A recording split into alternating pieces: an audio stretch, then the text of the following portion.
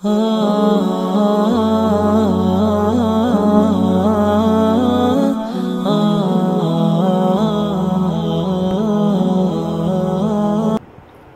ایک ہی نظریہ ہوتا تھا کہ لا الہ الا اللہ محمد رسول اللہ، ایمان۔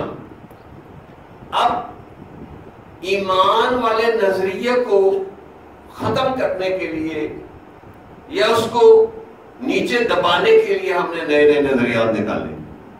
یورپ نے نئے نئے نظریات ہمیں بھیجے کہ جی سیکولر کا نظریہ، بھئی حکومت اپنی مصلحتوں کے تحت ہونی چاہیے، اپنے مفادات کو سامنے رکھ کے، اس میں مذہب قرآن کی کوئی بات نہیں ہونی چاہیے۔ سیکولر ہے کہ ہم مذہب کو نہیں مانتے۔ اب یہ اتنا بڑا نظریہ کہ بڑے بڑے ملکوں نے قبول کر لیا، حالانکہ یہ ہو ہی نہیں سکتا۔ بھئی آپ گردن کاٹ کے جسم کیسے باقی رہے گا؟ بھئی ایمان تو ہے ہی ہے، ایمان کے بغیر گزارے ہی نہیں۔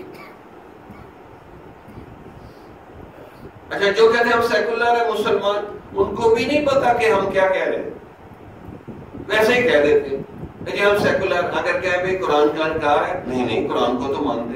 کلمے کا انکار ہے، نہیں کلمے کو تو مانتے، تو پھر تو آپ سیکولر ہے ہی نہیں۔ سیکولر تو وہ ہوتا ہے جو اللہ رسول کو نہیں مانتا، مذہب کو نہیں مانتا۔ اب یہ اتنا خوفناک نظریہ کہ غیر شعوری طور پہ کالج یونیورسٹی والے اس کو قبول کر لیتے۔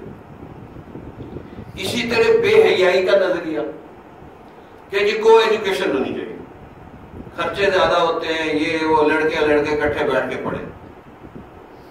جمال الوجود بذكر الإله وتصفو الحياة بنور هدى جمال الوجود بذكر الإله وتصفو الحياة